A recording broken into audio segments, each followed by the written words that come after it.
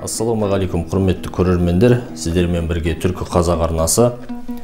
Және біз бүгін кешегі шығарған видеомызға байланысты шұғыл осындай қосымша түсінік ақпаратты видеоны шығаруға бел байлап отырмыз. Себебі видеоның астында көптеген комментариялар келіп жатыр. Ол комментарияларда көптеген адамдар осы Отырар қаласының Шыңғысхан кімнен азат еткені жайлы түсінбей қалған екен. Осы мәселені толыққанды түсіндіре кету мақсатында осы видеоны жазып отырмыз. Ол үшін біз Жамиғ ат-Тауарих кітабын ашамыз әрине. Және бұл жердегі мына бір тақырыпқа назар салуымыз керек болады. Ең бірінші. Себебі осы Шыңғысхан мен Мұхаммед Хорезмшахтың ортасында болған соғыстың басталуы міне осы оқиғадан басталады екен. Жалпы Отырар оқиғасы да сол оқиғаның ішіндегі бір хикая болып табылады. Енді осы хикаяны оқиық. Хорезмшахтың ойланбай Шыңғысханның елшілері мен саудагерлерін өлтіруі, соның салдарынан фитнәнің, яғни үлкен бүліктің пайда болғаны жайлы хикая дейді. Енді осы кітапты ары қарай жалғастырамыз. Сұлтан Ирақтан қайтып келген кезінде Отырар әмірі Қайырханнан елші келіп, Шыңғысханға тиесілі саудагерлер жайлы хабарды мәлімдеді. Сұлтан ол мәселені ақылға салып, мұқият ойланып көрудің орнына кеңесшілердің шығарған фәтуалары негізінде асығыстықпен оның сұлтандық билігінің ғибадатханасынан пана тапқан мұсылмандарды, яғни Шыңғысханның мұсылмандарын өлтіріп, олардың мал дүниесін әскери олжа ретінде алып қою туралы бұйрық берді дейді. Міне бұл осы Рашид ад-Динде жазылған мәтін сөздер. Енді осы жерде біз екі қызықты жағдайға мән беруіміз керек екен. Біріншісі,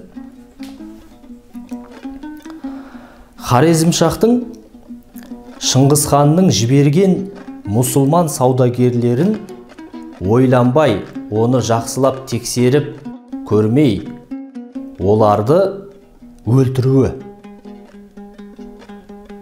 Көрдіңіздер ме? Солайша үлкен соғыстың басталуына себеп болған жайлы біз мәлімдеме ала аламыз. Яғни бұл соғысты бастаған кім екен? Отырардың соғысын басталуына себеп болған адам, тұлға кім? Ол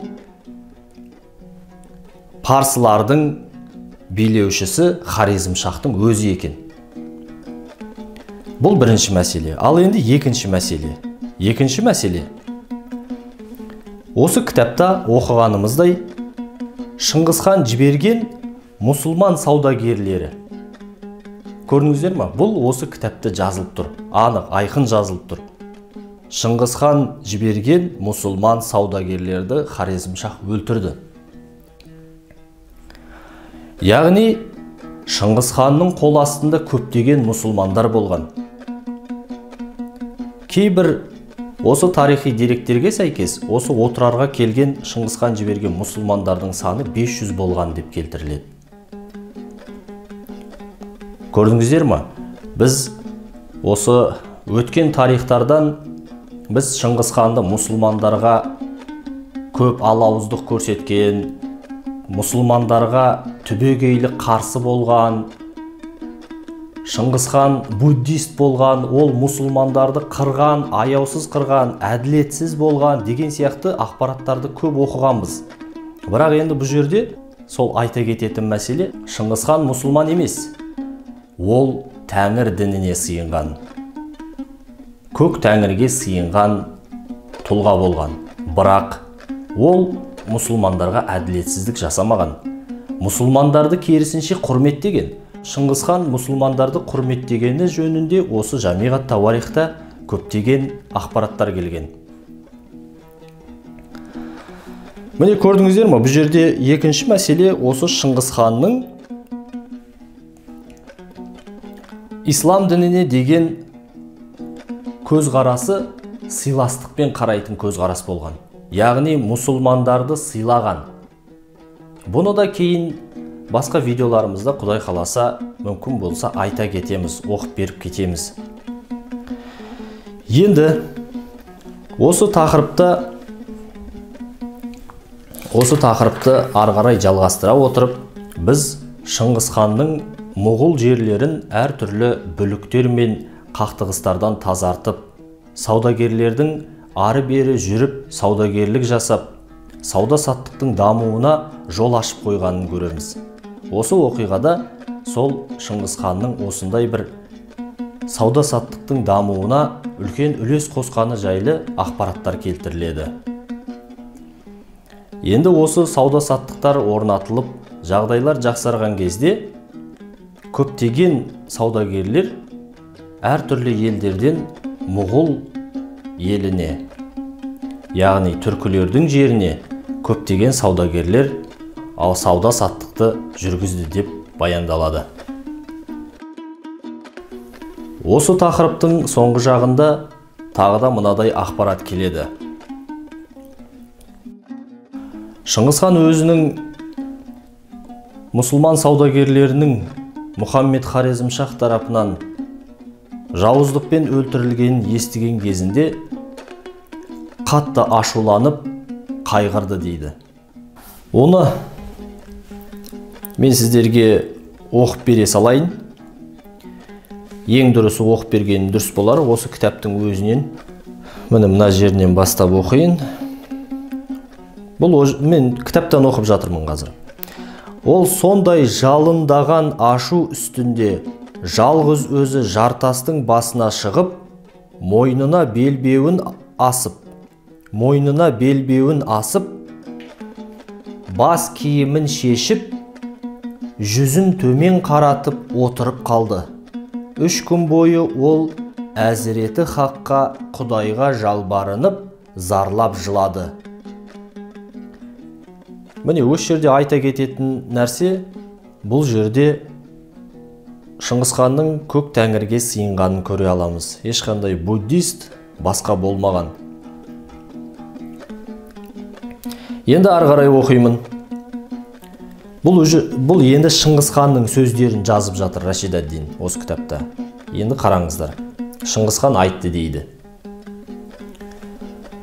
Уа ұлы Құдай, уа тәжік пен түркілердің жаратушысы, мен бұл фитнаның туының бастаушысы болған жоқпын.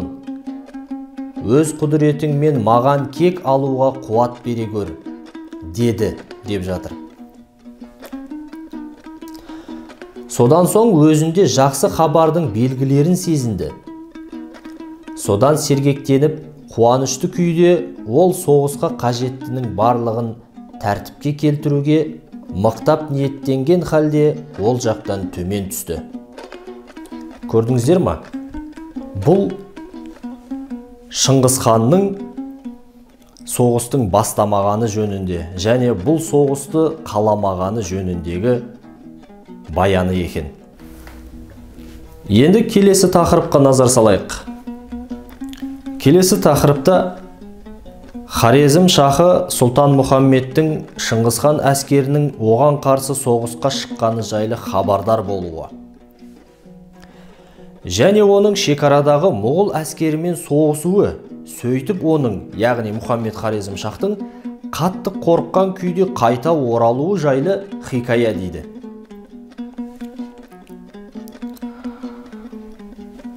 Бұл хикаяда біз не жайлы білеміз? Бұл хикаяда біз Хорезм шахтың үлкен әскер бастап түркі мұғулдардың жеріне қарай беттеп келгенін білеміз. Бұл жерде мынадай бір қызықты ақпарат бар, қараңыздар. Мұхаммед Хорезм шах осы отырардың маңайына келіп, одан түркі мұғулдардың шекарасына жақындап келіп, мұғул әскерімен соғысқаны жайлы баяндалған осы жерде. Енді бұл жерде қызық болған жай, Шыңғыс хан Сүбетай мен Тоғышарды Құдуды ұстап әкелуге жіберген болатын. Олар Сүбетай мен Тоғышар Құдуды қуалап, осы төңіректерге дейін келеді де, Құдуды ұстап, оны өлтіріп, көптеген әскерлерін қырып салады. Содан осы қырғын болған кезде Мұхаммед Хорезмшах та осы маңайда болады, үлкен әскерімен. Көрдіңіздер ме? Бұл жерде Хорезмшахтың өзі әскер бастап келіп отыр. Сөйтеді де Сүбетай мен Тоғышардың әскерлерінің алдына қуып келіп жетеді. Қуып келіп, Сүбетай мен Тоғышарды соғысқа шақырады. Сүбетай мен Тоғышар олармен соғыспаудың мақсатында айтады: біздің Шыңғыс ханнан сендермен, яғни Мұхаммед Хорезмшахпен соғысуға әміріміз жоқ. Сол себепті біз соғыспаймыз деген сияқты кері кетіп қашып кетпекші болады. Бірақ Мұхаммед Хорезмшах өзінің атын басын кері қарай бұрмайды. Сап түзеп, әскерлерін соғысқа дайындап, шабуылға дайындалады. Сол кезде Сүбетай мен Тоғышар да әскерін сап түзеуді бұйырады. Енді бұл жерде бір қызық ақпаратты қараңыздар. Алдыңғы видеоларда Сүбетайдың қай рудан шыққанын біз айтқан болатынбыз. Енді осы Сүбетайдың қасындағы Тоғышар баһадырға назар салыңыздар. Бұл қай рудан шыққан? Тоғышардың руы Қоңырат руынан шыққан. Қоңыраттың мықты баһадыр батырлары. Тоғышар деген Қоңырат руынан шыққан. Көп адамдардан сұрасаңыздар, Тоғышарды барлығы білет деп айтуға болады. Себебі атадан балаға, баладан балаға осы Тоғышардың, басқа да Қоңырат руынан шыққан үлкен батырлардың тарихтары осылайша бізге жетіп келген. Енді бұл жерде Қоңыраттарды мақтап жатыр деп айтпаңыздар. Менің руым Қоңырат емес, Қоңыратқа ешқандай қатысым жоқ. Осы Тоғышар мен Сүбетай сап түзеп Хорезмшахқа соғыс береді. Қатты соғыс болады. Және Мұхаммед Хорезмшахтың шатыры, шайласы ортаңғы шептің артында тұрған болады. Мұғул әскерлері сол ортаңғы шепті жарып өтіп, Мұхаммед Хорезмшахтың шатырына жақындап келіп, қатты соққы береді. Мұхаммед Хорезмшах қолға түсіп қалатын жағдайға жетеді. Немесе басынан айырылып, сол жерде жан тәсілім ететін жағдайға душар болған кезде Хорезмшах тұра қашады сөзден. Әбүйір болды дегенде сөз жерде Мұхаммед Хорезмшахтың баласы Жалаладдин ерлік көрсетіп, әкесін сол ажалдан құтқарып қалады. Бұл кітапта жазылады. Сол Жалаладдин, осы жерде міне өлеңде келтірілген ғой. Жалаладдин әкесінің ажалдан құтқарып қалды. Мұғулдардың тау көшкіні сияқты келе жатқан қайтарып болмас дауылды тойтарыс беріп қайтарды деп мақтап өлең жазған. Енді бұл жерде қызық мәселелердің бірі осы Сүбетай мен Тоғышардың осы Хорезмшахпен соғысуы бізге ненен дәлел береді? Бұл Тоғышардың қол астында көптеген қоңыраттар болған. Көп қоңыраттар болған. Бұл жерде және осы қазіргі Қазақ даласының Жетісу өңірінде өмір сүрген көптеген қазіргі қазақ халқының құрамына кіретін ру тайпалар болған. Міне осылар Хорезмшахтың, яғни парсылардың әскерлерімен соғысып жатыр. Көрдіңіздер ме? Енді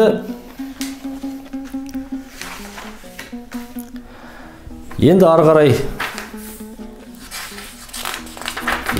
жылжайық. Мәлік Атабектердің тарихы дейді, бізге қажет емес ол.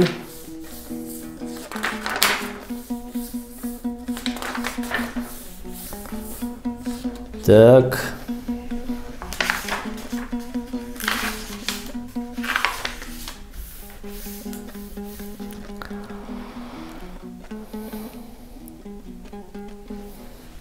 Енді сол Шыңғыс ханның отырар қаласына келуі жайлы айтайық. Шыңғыс ханның отырар қаласына келуі, бұл алдыңғы неде айтқан болатынбыз біз. Шыңғыс ханның отырар қаласына келуі және отырар қаласының мұғул әскерлерінің қолымен азат етілуі. Шыңғыс хан осы отырар қаласына келерден алдын, жаңа өздеріңіз білгендей, Шыңғыс хан Құдайға жалбарынып сыйынды. Тәжіктерден кек алуға маған медет бер деген сияқты құлшылықтарды жасады деген өздеріңіз кітаптан оқыдыңыздар. Және сол кезде Шыңғыс хан сол өзінің мемлекетінің шар тарапына хабаршылар жіберіп, әскер топтайды. Қазіргі бұлайша айтқанда қазақ даласынан көптеген қазіргі қазақ халқының құрамына кіретін ру тайпалардан көптеген түркі әскерлері жиналып, түркілердің жерін парсылардан азат етеміз деген мақсатта ұрандатып, осылайша келет отырарға. Енді тағы бір мәселе. Алдыңғы видеомызда біз осы азат етілді деген сөзді айттық. Бірақ осы тек қана отырардың шеңберінде ғана айтқан болатынбыз. Бірақ егер байқап қарайтын болсаңыздар, бұл азат етті деген сөзді тек қана отырарға ғана емес, мына жерде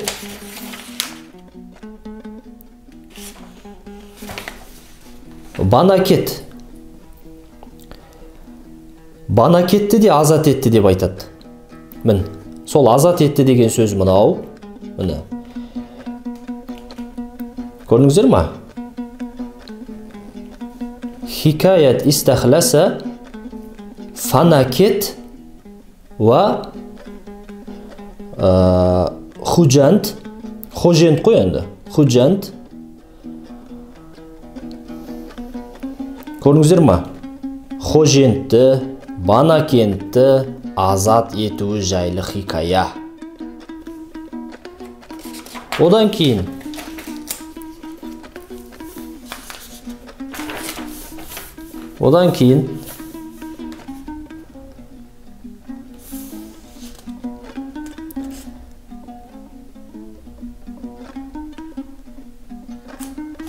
Бұхара қаласының азат етілуі. Міне, Шыңғыс ханның Бұхара азат ету. Бұхара қаласының азат етілуі деген. Бұхара қаласында азат етті деп отыр. Көрдіңіздер ме?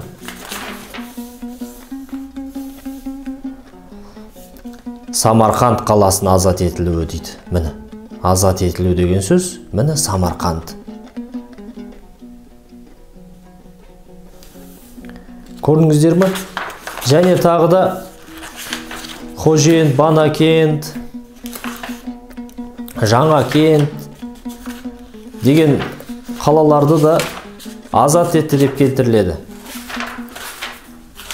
Ол деген сөз